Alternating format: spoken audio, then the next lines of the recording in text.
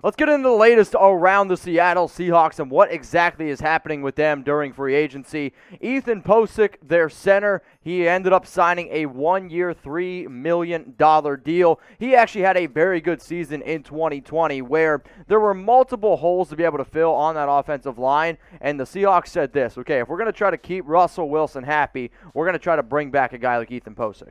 And it's funny because on day 1, day 2 of the legal tampering period, which is funny because tampering isn't legal, the Seahawks didn't do anything to address the offensive line. And we're like, what the hell is Seattle doing? You have a superstar quarterback, a generational type in Russell Wilson saying, I am not happy with the current state of the Seahawks offensive line. I need offensive line help. In the first couple of days of free agency, Seattle was really silent. But in bringing in Pocic, Pocic, 1-year, $3 million contract, Mitch, that's pretty good value, especially considering that he had a really good year last year. Yeah, I actually thought that this could be a team that goes out and get one of the bigger time centers, but they just didn't really have the money to be able to do it. So entering free agency, Seattle was somewhere around like $3.54 million. So guys like Ryan Lindsley, he signed a 5-year, $62 million deal. He was out of the realm of possibilities. I thought maybe they could bring in a top guard, like you saw somebody like Joe Thuney. He went for 5 years, $80 million. They just didn't quite have this much money. So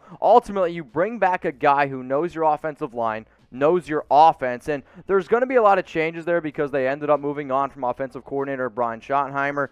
But if they can figure out how to keep more of the pieces around Russell Wilson a little bit more consistent on that offensive line, which they need, I do ultimately like this move. But go down in the comments section, y'all. Grade the signing of Ethan Pocic.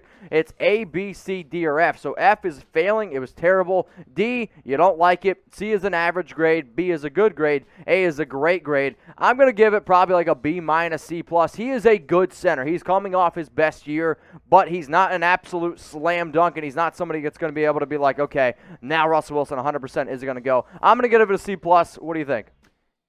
I'll give it a B minus. B minus? Yeah, because they're fiscally responsible in making this deal. Okay. And I know the Seahawks offensive line last year, as we look at the depth chart here, you're saying, oh my gosh, Russell Wilson was complaining about this unit.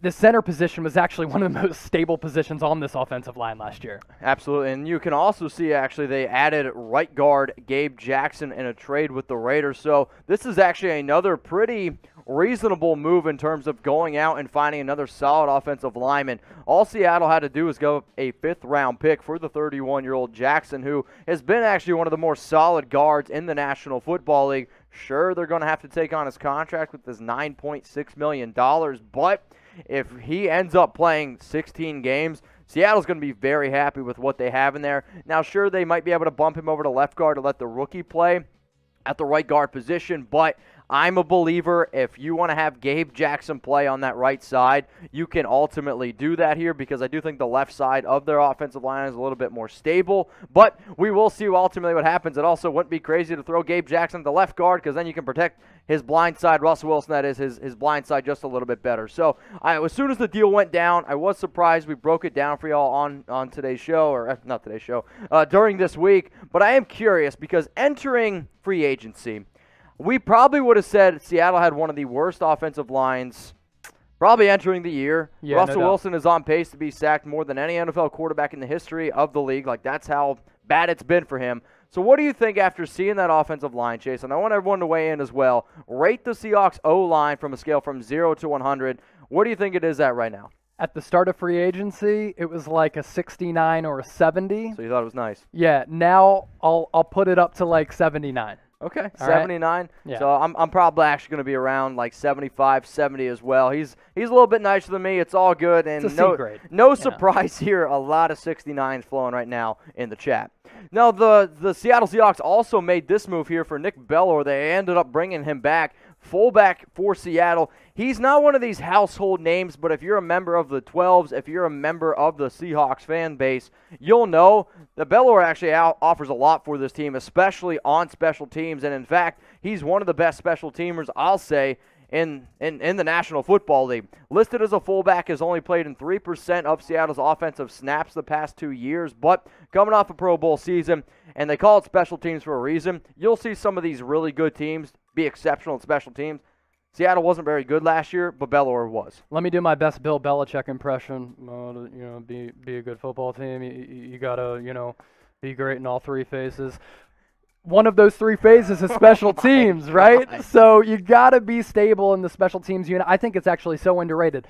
How many times do we see games come down to a missed field goal, to coverage on punts and on kicks? This is one of the guys who can be a stable force on the punt team, on kickoff returns. Like, he's a really good special teams player. So to bring him back, not only is it a good fit with special teams, also people rave about him being a great locker room presence as well. How would you rate my Bill Belichick impression, by the way? Not good?